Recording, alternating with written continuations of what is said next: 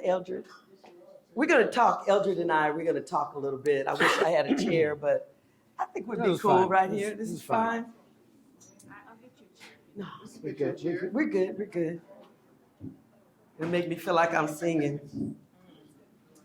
So thanks again, you guys, for coming out. And just wanted to talk to Eldred, give him a small little interview. You can listen to his life and where he came from and why he's here and all that good stuff. But this is Eldred Schilder, and he came in from Cape Town, about 2 or 3 weeks ago. And the reason why, just listen, let me tell the story. The reason why, again, is because we went to a jazz safari in Cape Town. My partner in crime over here, Paulette, give her a hand, Paulette, raise your hand.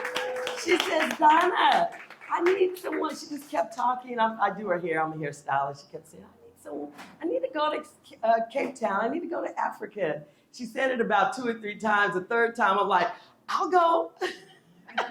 And I had no idea how I was going to be able to go, but God blessed us. And thank you for inviting me, because we have this great man here with us. And Paulette helped sponsor. We both sponsored. What's wrong? Oh, you're just doing that? Okay. We both sponsored him to get here. And like I said, we fell in love with him at the Jazz Safari. We went to his home and he performed for us. His wife cooked beats, which we love. And he performed, and we had a nice little intimate setting, which was real cool. And he found out I was doing a jazz festival, just was last week. And so he said, I'd like to come. And that's how it happened. We made it happen. Thanks, Paulette. Paulette Teresa Chatel. She's also having an event for him tomorrow at her home, where he will sit down and play for her people, and they're going to enjoy his story and everything. So I'm getting ready to get tongue-tied. So let's get to the chase. So tell us about your background, your family. Firstly, I'd like to thank Professor Paulette and the Dysonna Foundation, or Donna Dyson. Passion for Art. Passion for Art Foundation, for bringing me out here. Eternally grateful. And it's a beautiful experience being in LA. LA reminds me a lot of Cape Town. Very similar, the weather's similar, Mediterranean type climate, and the people are similar. So yeah, what else do you need to know? Well, we wanted to talk. His family is amazing. Okay. I need to know about your family. So my father and his brothers, all of them are all musicians. 4 of them are incredible piano players. And then my Uncle Jackie, who's a drummer. And then my mentor is Eldred Schilder. He was a double bassist.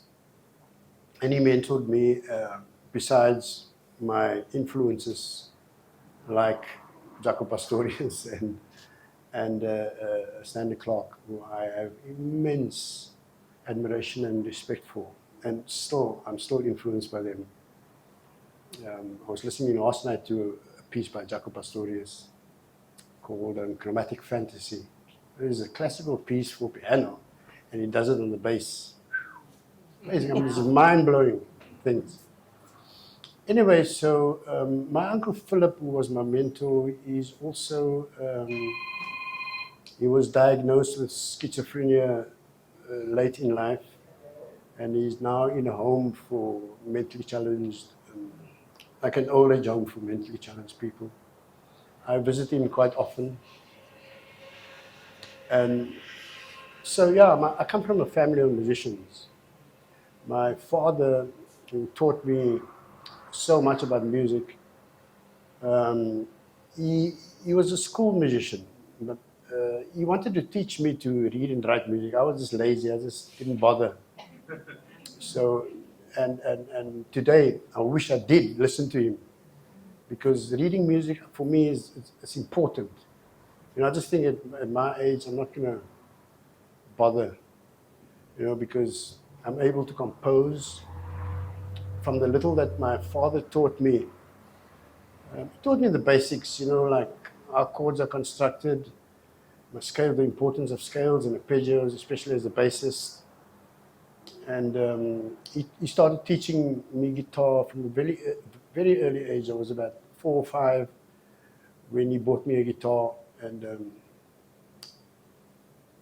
then I was even composing. Then I was composing silly little songs with the chords that he showed me, you know, basic chords. And then, obviously, as I grew older, and my uncle started mentoring me, he was a genius, a musical genius. And it's a pity because, you know, I read a book, we discussed it the other day by Malcolm Gladwell, called The Outliers. And he speaks about there's so much gifted people around, but because of socioeconomic conditions and location and all that kind of thing, they don't get the recognition that they should be getting, you know. So anyway, he was a genius, musical genius. I mean, the way he played guitar was just, today, up until today, I've never heard a guitarist like him. And I'm not talking about all this flying stuff, and I'm talking about his approach to the songs.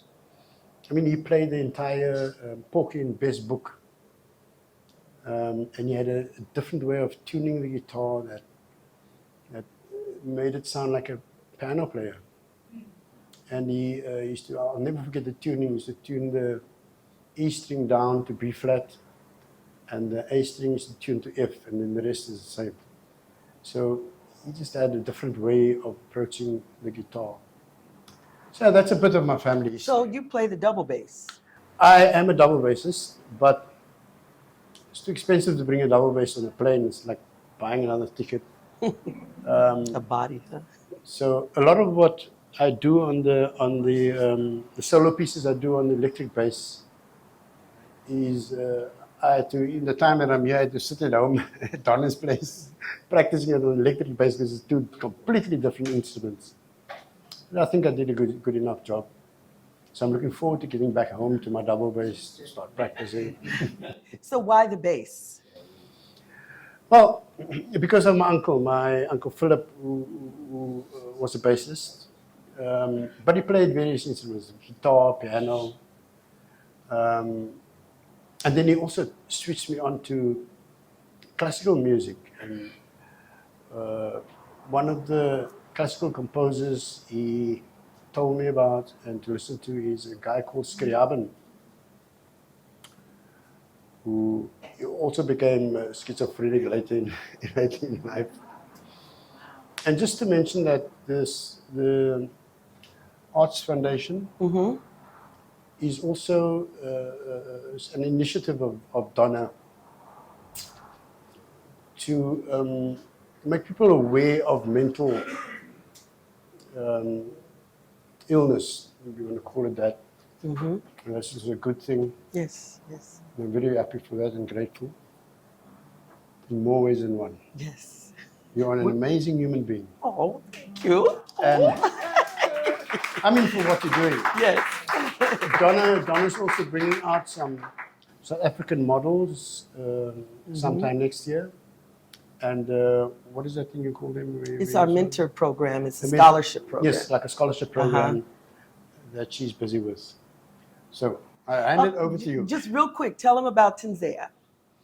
Oh, Tanzania. Tanzania. Tanzania, the introduction to Tanzania is an atonal kind of thing. That's influenced a lot by Scriabin.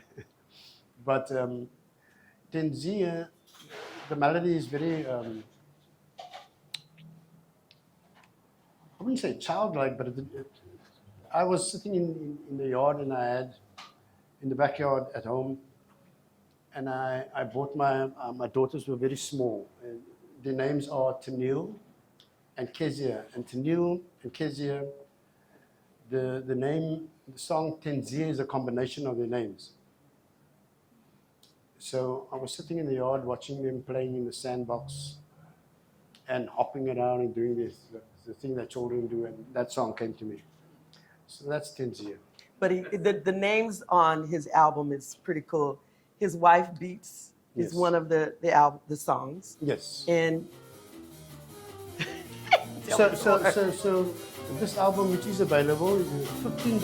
yes, $5 of please came buy, to buy. the Dysonna Foundation for the arts Passion for Art. Passion for Art Foundation.